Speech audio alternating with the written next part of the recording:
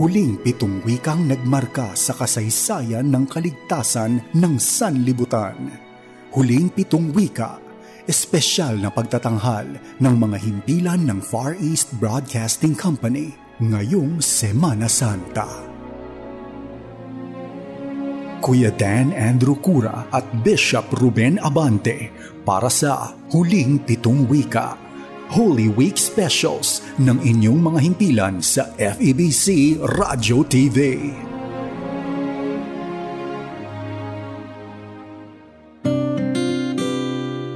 Nagpapatuloy po ang ating Holy Week Special kung saan ay nakatutok po tayo ngayon dito sa himpilan ng FEBC. Ako po ang inyong lingkod, si Dan Andrew. At ako naman po si Bishop Ruben Abante. Ito po ang huling 7 wika, ang Holy Week Special na sabayang napapakinggan po sa mga himpilan ng Far East Broadcasting Company. At nakapakinig na po tayo ng unang 2 wika na pinangunahan po ni Pastor Dave de Guzman ng Hardin ng Panalangin at ng ating Pastor Jordan Escusa ng Against the Flow. Sa pagkakataon pong ito ay ating ituon naman sa 2 wika ni Jesus sa krus kung saan sinabi niya sa John 19 verse 26, "Woman, here is your son." Ayan. Kung pagkakaisipin natin, Dan, ang eksenang iyon ay marahil ay pinakamasakit sa buhay ni Maria, no? Abay, sinong ina ang magnanais na ang kanyang anak at makita niya na dumanas na talagang matinding hirap? Madalas na naririnig sa labi ng ating mga nanay kapag may sakit, no? Tayo, mga anak, ay ang pag-ako sa sakit at karanasan ko yan mismo, Dan. Mismo ako, lumaki akong hikain eh. I had chronic asthma nung ako'y maliit. Pero sa tabi, no, tatabi ang nanay ko eh. Mananalangin siya at naririnig ko, sabi niya ganyan, sana ako na lang. Isipin mo yan. Yan ang damdamin ng mga nanay. Torture, no? Lalong-lalo na sa isang ina na makita ang anak na nagdurusa. Gaano man kalaki ang kasalanan ng anak, hindi mawawala ang pag-ibig. Lalo na kung ang iyong anak na minsan hindi ka nakaranas ng sakit ng ulo. Ano po? Wala, hindi pasaway mula sa kanya. Ang pag-ibig rin na ito ay isang pasilip sa atin ng Diyos. Kung gaanong kalawak ang kanyang pagtingin sa atin. At alam nyo, sa krus, naku, marami po ang kwentong umiikot dyan. Sari-saring mga emosyon ang lumilibot po dyan. Kwento ng panlilibak, mga matang puno ng panghuhusga, pagkamuhi sa kasalanan. Mga nagsasabing, buti nga sa kanya. O yan ang nararapat sa taong makasalanan. Mayroon namang mga pusong punong-puno naman ng habag, no? Lalo na sa mga naging kaibigan, mga tagasunod ng ating Panginoong Hesukristo, mga pusong naglalaman ng tunay na yung ramdam ng mga kaibigan, ng mga magkakaibigan. May puso rin namang mga humahanga, no?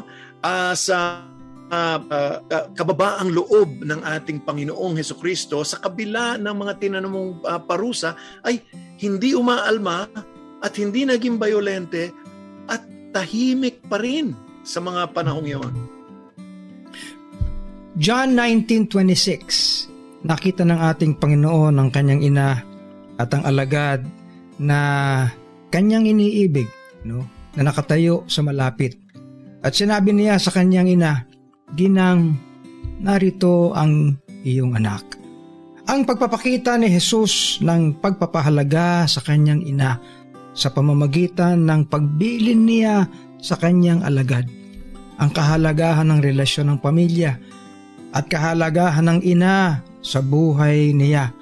Naku, tingnan po natin ito. At masihimayin po ito ng 2 wika. Sa pagkakataong ito, nakasama natin si Pastor Allison Co ng programang PARE, no? PAREO, Parenting and Relation Enhancement.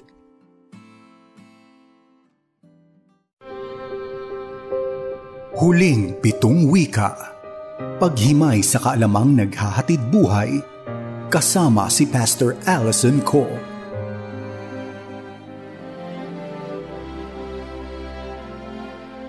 Isang mapagpalang araw po sa ating lahat. Akin pong kinagagalak na tayo po ay nagkasama upang sariwain muli ang huling wika ni Jesus. Taglay ng mga huling pananalita ni Jesus ang bigat ng importansya nito at may kaakibat itong masusing pagsunod sa mga pinatutungkulan. Kaya tunghayan natin muli ang ikatlong huling wika ni Jesus. Sama-sama natin basahin ang talata mula sa Juan, Kapitulo 11, mga talatang 25 hanggang 27. Nakatayo sa tabi ng krus ni Jesus ang kanyang ina at ang kapatid nitong babae, si Maria na asawa ni Clopas at si Maria Magdalena. Nang makita ni Jesus ang kanyang ina at ang minamahal niyang alagad na nasa tabi nito, sinabi niya, "Ginang, narito ang iyong anak." At sinabi niya sa alagad, "Narito ang iyong ina." Mula noon pinatira ng alagad na ito sa kanyang bahay ang ina ni Jesus. Bago po natin tunghayan ang mga naging obserbasyon ko sa talatang ito, ay marapat na mabanggit na sa apat na manunulat ng gospel ay bukod tangis si Juan lamang ang sumulat sa presensya ni Maria na naroroon sa paanan ng krus. Bagamat masasabi po nating expected, inaasahan na kayo man ang maging isang nanay na kapag nabalitaan mong naaresto, nahatulan ang iyong anak, hindi ka ba dagli ang paparoon? Ganun nga ang naging pangyayari.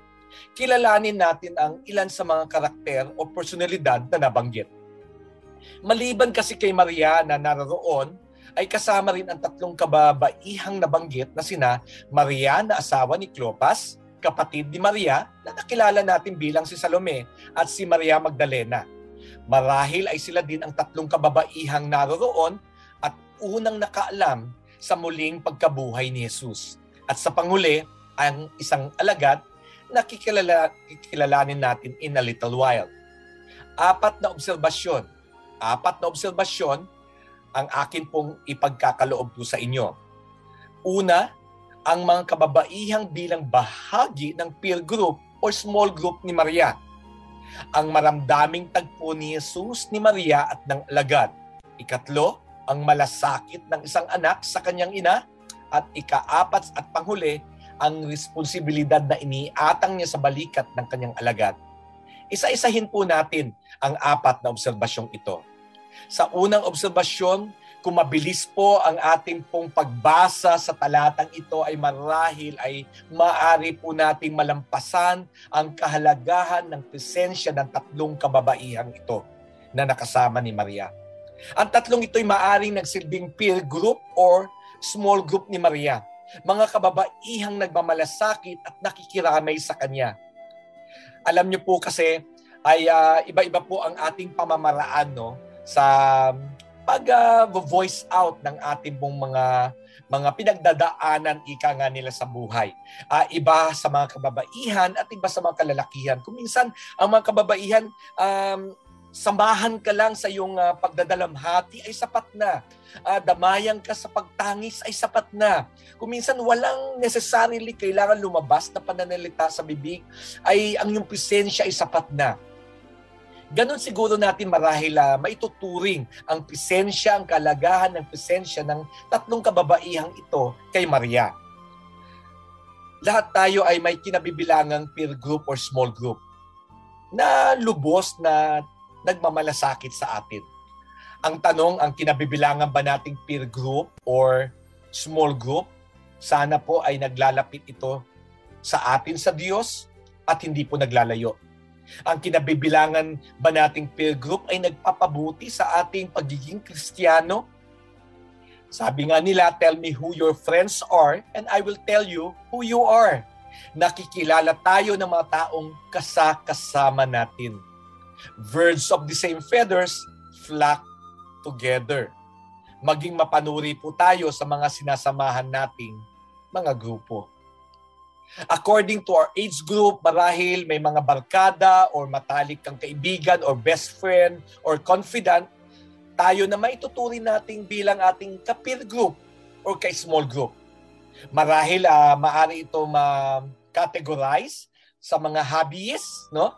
Ang hobby mo ba ay magbisikleta or maari makategorize ito sa pamagitan ng sports. Ikaw ba ay mahilig mag-basketball o ikaw ba ay isang mananakbo, di ba? Or maari din ito sa atin pong estado sa buhay. Ito po ba ay according to businessman's group, doon ka nabibilang? Pati nga raw po sa mga pagchichismisan ay meron na rin. Ang tawag nila dito ay mga marites. Mare, ano ang latest? Mga kamarites natin. Imbes na pag-usapan ang buhay ng iba ay pag-usapan natin ang mga ganap sa ating mga buhay. Malaki kasi po ang pakinabang ng grupo na ang adikain ay upang maging support system natin. Na sa oras ng pagsubok ay may makikinig sa iyo, may mananalangin sa iyo, meron kang grupong lubos na dadamay sa iyo, hindi po ba? Ganitong unang obserbasyon ko, na ang tatlong kababaihang ito ay maari nagsilbing kaagapay rin ni Maria emotionally and spiritually. Imagine for a moment, si Maria habang nakikita niyang hinahamak, pinahihirapan at sinasaktan si Jesus, ay tilang wala siyang magawa, kundi manalangin, tumangis, na sana hoping na matapos na ang lahat ng ito. Hindi niya magawang tignan, hindi niya magawang tulungan si Jesus sa puntong ito. Ngunit naroroon ang kanyang mga kamarites na laging handang dumamay sa kanya. Alam niyo ba sa pag-aaral ng mga profesor sa Harvard University under the article entitled God and Health, What More Is There to Say by Anne Harrington, appears to be, pakinggan niyo po ito, appears to be that being involved and part of a small group, a person will likely be healthier and tend to live longer than those who are not. Mas magiging malusog ang pangangatawan at may mas mahaba ang buhay. Dumako po tayo ngayon sa ating ikalawang obserbasyon. Sa ikalawang obserbasyon, ang maramdaming tagpo ni Jesus, ni Maria at ng alagad. Anumang klase ng pamamaalam ay lagi pong mahirap sa kalooban. Isang patotoo po ang nais ko pong ibigay sa inyo nung ako po ay isang bahagi ng young people, about 14 years of age, ay nagkaroon po ako ng kasintahan. Ngunit ang kalungkutan po dito ay hindi po siya mananampalataya. Bilang naturuan po ng salita ng Diyos na huwag makipamatok sa hindi mananampalataya, ay pinilit ko pong ibahagi sa kanya ang ebanghelyo. Ngunit hindi niya po ito tinanggap. Dahil wala akong lakas ng loob na makipaghiwalay sa kanya, ay idinaan ko po ito sa kanya sa tawag sa telepono. Mahirap daw po magsabi sa personal.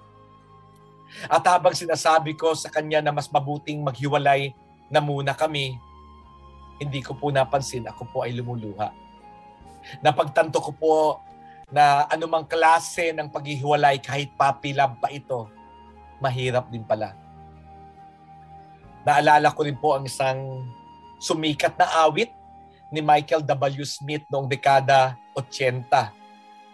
Isang awit ng patotoo ng isang magkaibigan na lilisan na ang kanilang kaibigan sa kanilang lugar.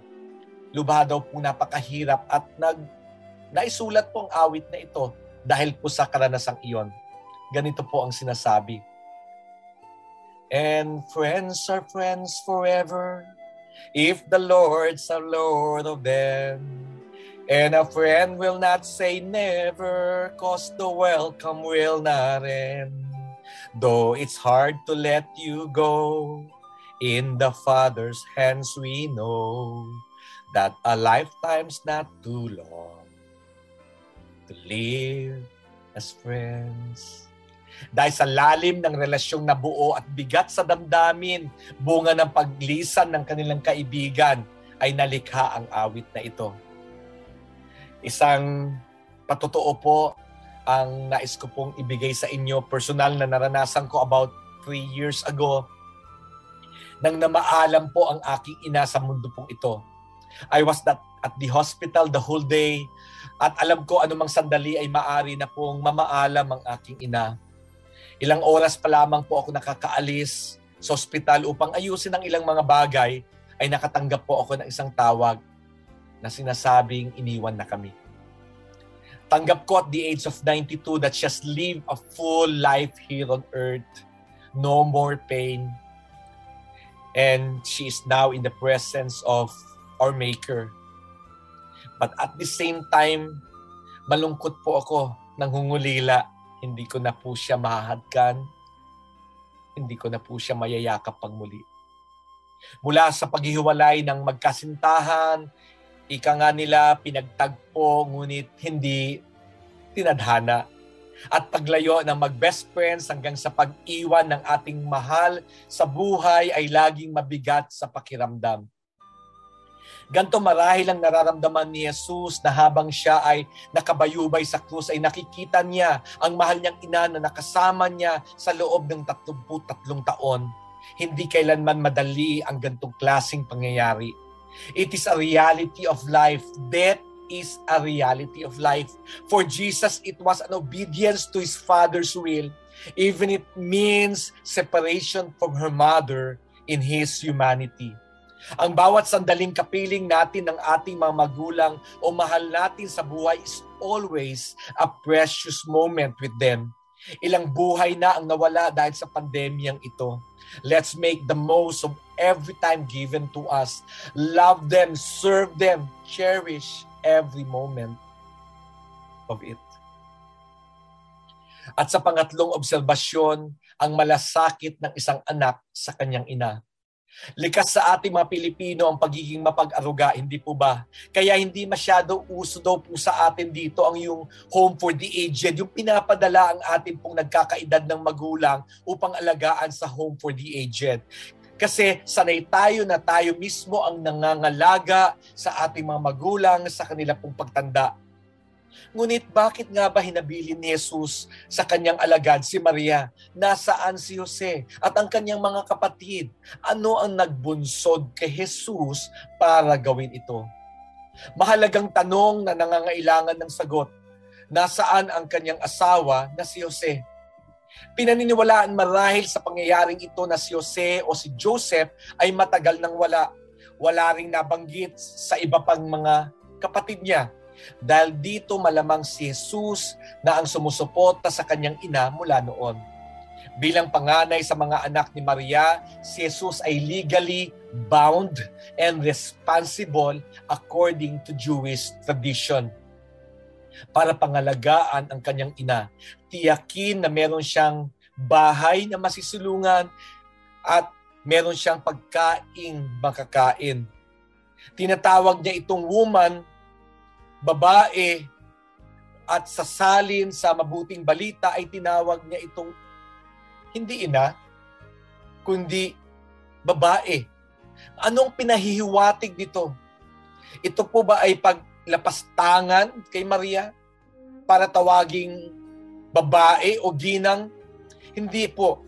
This is in no way a disrespectful word because mother would have been a cutting word to Mary, who was already wounded with grief. Ito ay lalo lamang po mag-iiwan ng kapigatian kay Maria at magpapalalim lamang sa sugat sa kanyang puso. Sa kabila po ng paghihirap ni Jesus habang siya ay nakabayubay sa krus ay hindi niya kailanman nakalimutan na alalahanin ang kapakanan ng kanyang ina na si Maria. Makikita natin dito ang pagmamalasakit ni Jesus at ang katiyakan para kay Maria, para sa kanyang kinabukasan sa pamagitan ng paghabilin kay Maria sa kanyang minamahal na alagad. Sa ating mga masugid na estudyante ng Biblia, maaring hindi na po maisama o isinama marahil ang ikatlong wikang ito. Di ba pagtupad naman ito sa ni Jesus sa kanyang sa the highest will of the Father, ika nila, na sa pamagitan ng kanyang kamatayan, ang sino mang manampalataya sa kanyang bugtong na anak na si Jesus ay hindi mapapahamak, bagkus magkakaroon ng buhay na walang hanggan. Ngunit para isama ito ay binibigyan din ng pagpapahalaga ang ugnayan ng magulang at sa anak at ng anak sa kanyang magulang. Anong unang kautusan na merong kasamang pangako? Hindi ba matatagpuan ito sa Exodo, Kapitulo 20, talatang 12? Ang sinasabi rito, igalang mo ang iyong ama at ina, sa gayoy mabubuhay ka ng matagal sa lupaing ibinibigay sa inyo ni Yahweh na inyong Diyos. Kasama sa 10 utos na binigay sa mga Israelita ay ang pagpapahalaga at paggalang sa ating ama't ina. Bakit kaya? Sapagkat ang layunin ng utos ng Diyos ay para ilapit tayo sa Kanya, hindi para ilayo. Ang paglabag dito ay pagsuway sa Diyos na nagbigay nito. Ang pagsunod sa ating magulang ay hindi sa ating sariling lakas, ngunit ito ay nag-uugat sa ating pananampalataya sa Diyos. Sinasabi natin, dahil kayo ang Diyos ng pag-ibig at Diyos na maalam ng mabuti, kami ay magpapasakop sa inyong kalooban. Kami ay susunod. Ang aming pagsunod ay para sa aming ikabubuti. Mga kapatid, mga kaibigan, kapag natutunan nating gumalang at sumunod sa ating mga magulang na hindi perpekto, mas madali na sa ating sumunod sa Diyos na lubos mapagmahal at perpekto sa lahat ng kanyang mga gawin. Mga kaibigan, si Jesus mismo ang ating ehemplo ng mabuting anak. Sa panahon natin, kuminsan ay nakakalungkot kung papansinin natin kung papaano sasagot-sagutin ng mga anak ang kanilang mga magulang. Nawawala na ang mga nakaugalian nating pagmamano at pagsasabi ng po at opo. Maganda po itong paalala sa ating lahat. Bagamat tayo ay mga magulang na, tayo ay mga anak pa rin sa ating mga nagkakaedad ng mga magulang. Pinagtibay ni Jesus ang kahalagahan ng paggalang at pagsunod sa magulang. Bagamat ang mga magulang katulad ng nasabi ko kanina ay hindi po perpekto, bilang pagtupad sa kautusan ay ipinakita ni Jesus na hindi niya pinabayaan si Maria hanggang sa huling sandali. Ang utos na ito ay may kalakip na pangako. Bakit? Upang maranasan po natin ang tamis ng pagsunod sa Diyos. Ganyan pinagpapahalagahan ng Diyos ang pamilya. Anong angkop na hakbang ang maaari mong gawin para ayusin or lalong pagkusayan ang ugnayan o relasyon mo sa iyong magulang? Paano mo ito mapapalakas? Sa ating mga ama bilang haligi ng tahanan, tupdin natin ang ating tungkulin bilang ama sa ating mga anak. Maging mabuting ehemplo tayo as we reflect God to them. Sa mga ilaw ng tahanan, sa ating mga nanay, patuloy kayo maging kaagapay ni Mister.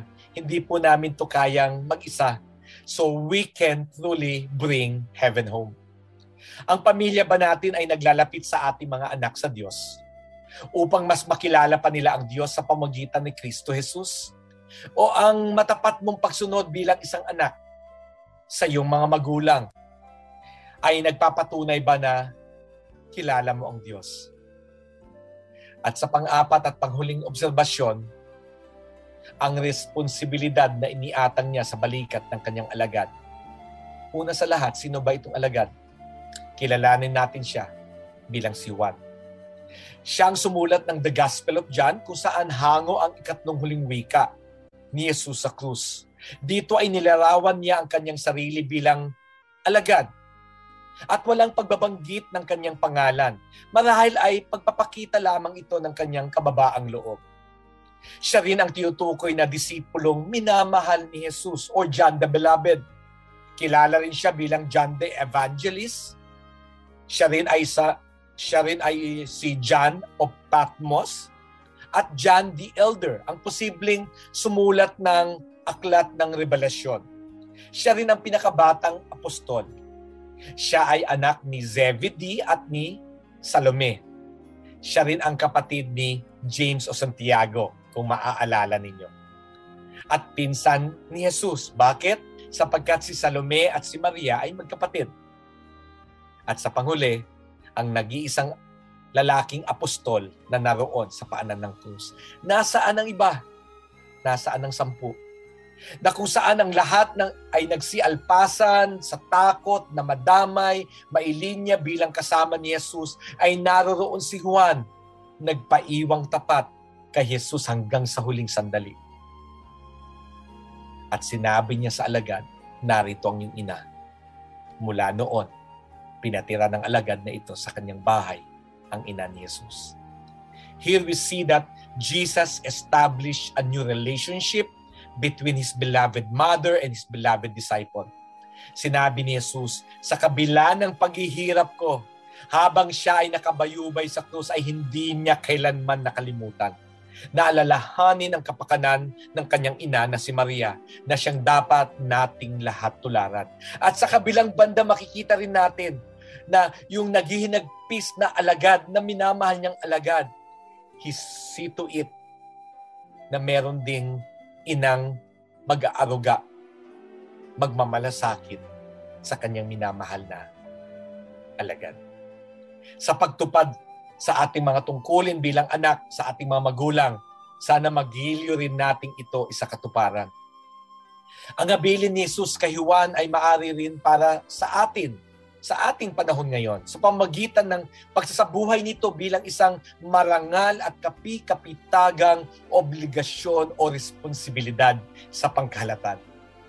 Tukuyin ko po sa inyo panandalian ang Santiago 1, Kapitulo or talatang 27.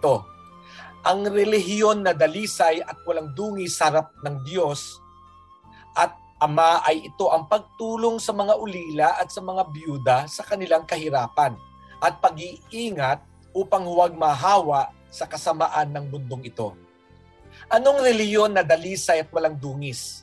Ito ang lingapin at tulungan ng mga ulila at biyuda sa kanilang kahirapan. Noong 19 na siglo, 19th century, ang katangian or good character o pagkakaroon ng mabuting karakter ay naging popular sa panahong ito. Nakilala ang panahong ito sa pagiging produktibo at pagkakaroon ng mga tao ng integridad.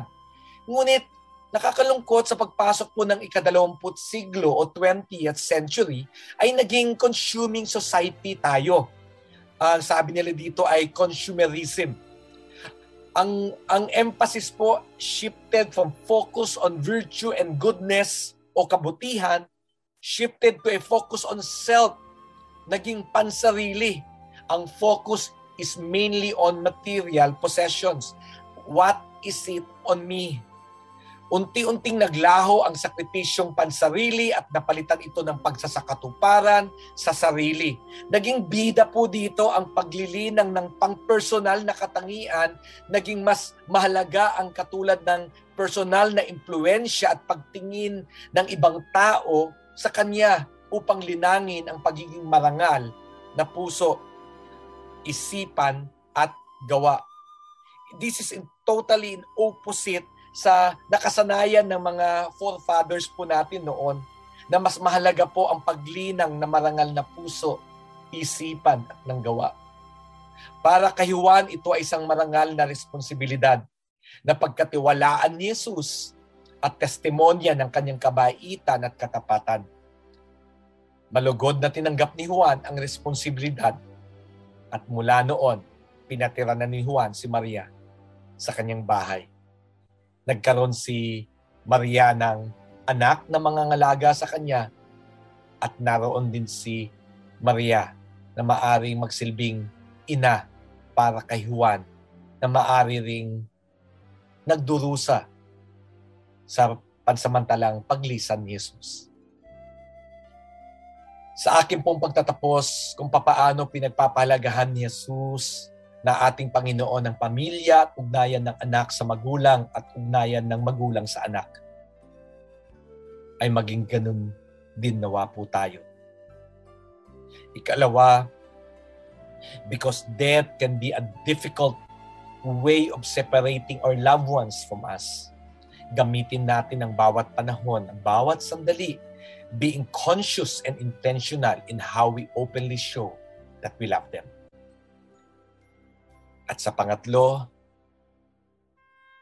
dahil sa ang pagsubok, unos at bagyo ng buhay ay tiyak na darating. Hindi nga lang natin alam kung kailan, mainam kung meron tayong support group na maaring maging sandigan natin at masasabi nating lalo lalo kong nararamdaman ang presensya ng Diyos dahil sa kanila. Nawa tayo po ay napalalahanan muli ng salita ng Diyos. Pagpalain po tayong lahat. Maraming salamat po.